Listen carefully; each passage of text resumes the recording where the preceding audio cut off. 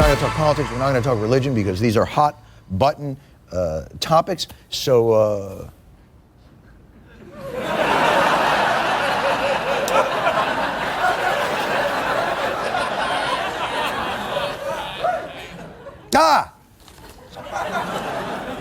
Hey, some weather, huh? Some weather. I have never experienced cold like this in my life. I'll say. It is cold outside, I'll tell you. This morning, I had to put my hand on a witch's teat to keep them warm. That's how. It was actually, the witch's teat was warmer than which I think is unusual.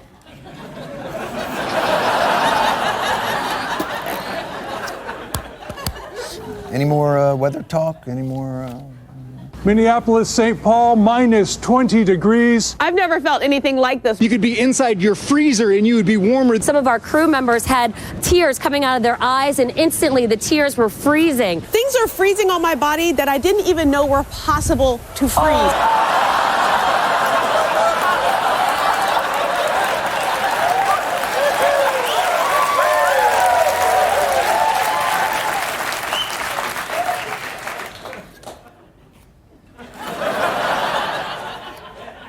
Are you breaking up with me?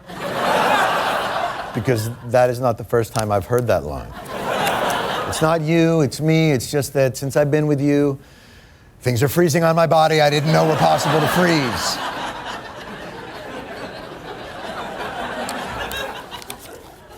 I have an ice penis, is why. Hey, you know what? This is nice. No name calling, no left versus right ideological bull. It's just the pleasure of watching news anchors slowly perish from hypothermia. All this snow and still cries over global warming. Wait. Hold on there, but the weather where you are on a particular day don't do this. Don't. We're having a hard time understanding how global warming alarmists are still trying to push their radical position. Global warming, a phrase we're all familiar with. I think it's going to die this year, given the kind of incredible cold weather we've had this weekend.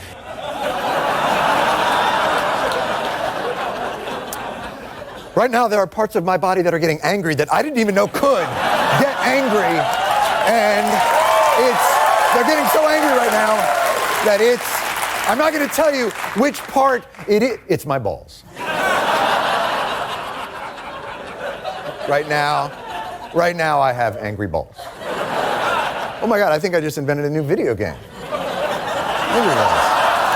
Yeah. Are you kids playing Angry Balls?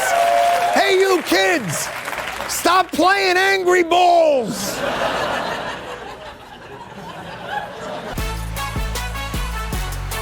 New York City hosted the biggest climate change march in history yesterday, featuring, of course, the biggest hat and the biggest sign and the biggest, kindest puppet librarian and the biggest pain in the ass to get across the street just to get to Chipotle.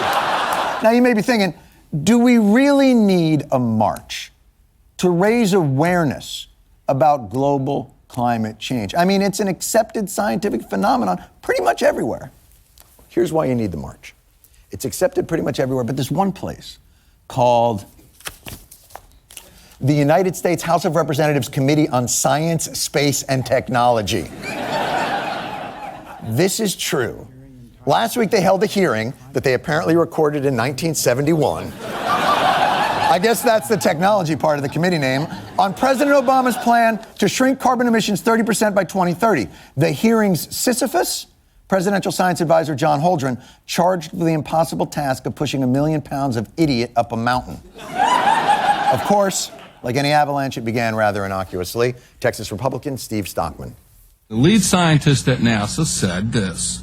He said that what ended the ice age was global wobbling. Is the wobbling of the Earth included in any of your modelings? And the answer was no. When you have a model and you say we're going to leave out the most important impact of that model out of our theory and not talk about global wobbling, how can you make projections?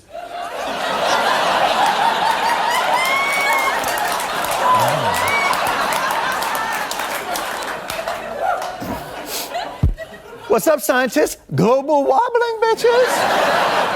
He sees your so-called global warming and raises you a global wobbling. Explain that, Dr. Whitehouse. Global wobbling, which refers to changes in the Earth's tilt and orbit, takes place on characteristic timescales of 22,000 years, 44,000 years, and 100,000 years. It is very slow. Global wobbling is a tiny effect on the timescale of 100 years in which we try to run these models. I didn't know we'd be talking to an actual scientist. All right, Holdren, you aced the wobble warming. Riddle me this. At what point a level of CO2 does CO2 become damaging? At what level does it become harmful to human beings? Boom! How can CO2 levels be dangerous when I can still breathe? Vice Chairman Rohrabacher, I always enjoy my interactions with you.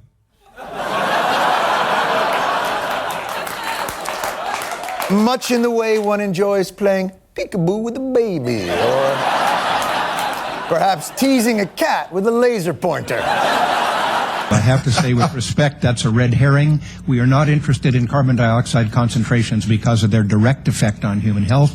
We're interested in them because their effect on the world's climate. And climate change has effects on human health. Well, then let me ask you again, why can we still breathe? That's what I'm asking. I mean, you can hear me, right? We're breathing. And it got more amazing as it went. Indiana's Larry Bouchon. It's not about affecting the global temperature and climate change. There's public comments out there that question has been asked and answered saying no. You should look at the scientific literature rather than the public comments.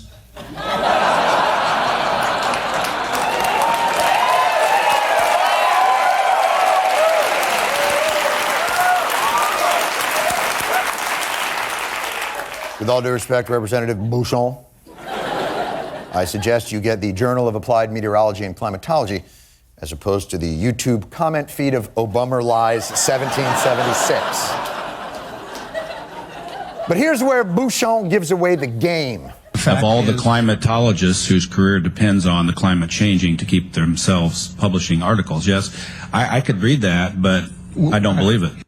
I do not believe the scientists because it is their profession, not their hobby.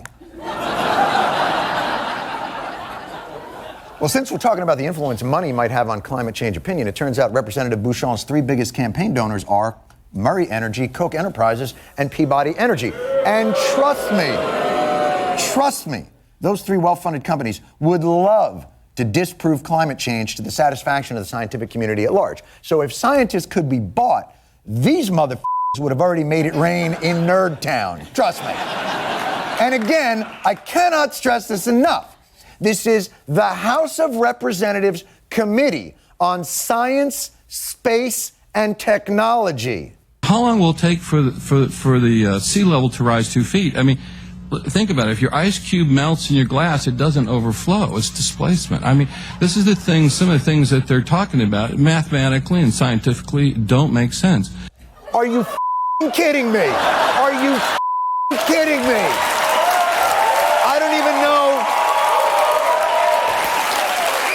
I don't even know what to do with that. How far back to the elementary school core curriculum do we have to go to get someone on the House Committee on Science, Space, and Technology caught up? Do we have to break out the paper mache and the baking soda so you can make a volcano? Is that what we have to do? Is that how basic the science class was when you went, I don't need to know this anymore? I mean, for God's sakes, look.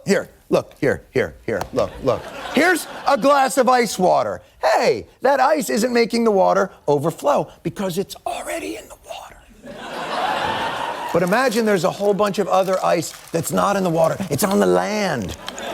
You know, the part where the water isn't. And then when temperatures rise and the land ice melts enough to fall in, oh, it's everywhere!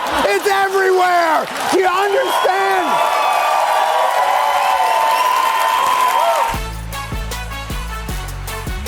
The Vicar of Christ, #1 on God's speed dial, 1.2 billion worshipers hanging on the Pope's every word. And guess what? The word just came down. Pope Francis issued a nearly 200-page document casting climate change as a moral issue, not simply a political or economic debate. Oh boy, oh boy, oh boy, oh boy, oh boy.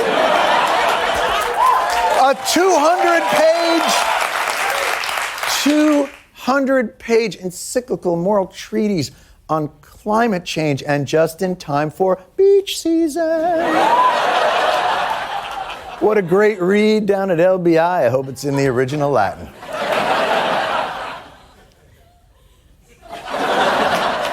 So the Pope is weighing in on the side of taking action against climate change. Seems a little odd for the Catholic Church to take an environmental stance. I thought Buddhism was the religion obsessed with recycling. Ow! Boom! Boom! Oh, snap! No, you didn't! Oh, where my eightfold pathwalkers at? Yeah, that line usually doesn't get a lot of enthusiasm. It's not to say the Vatican is being popey come lately to this. They've recognized climate change for a long time. The Vatican claims it was among the first institutions to believe that global warming is caused by human activities. The Vatican's Pontifical Academy of Sciences was the first exclusive scientific academy in the world.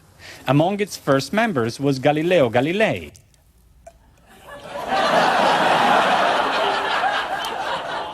I don't know if you really want to list Galileo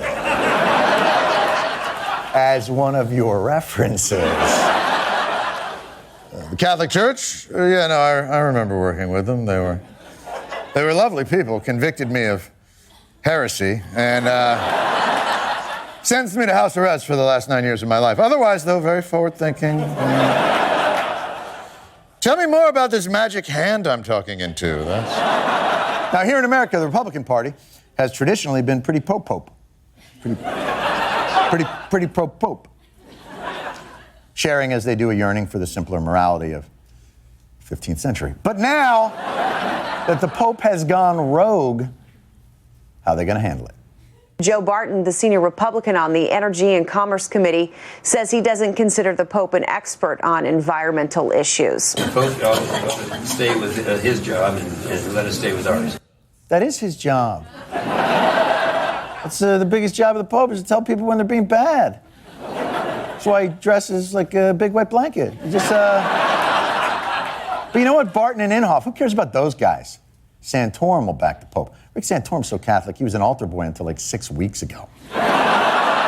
This guy's so Catholic, his crucifix. Where's a crucifix? I think that we probably are better off leaving science to the scientists and focusing on what we do, what we're really good at, which is theology and morality. Oh yeah, no, you should leave it. Just leave the science to the scientists. By the way, what do the scientists who have an overwhelming consensus about global warming say about global warming?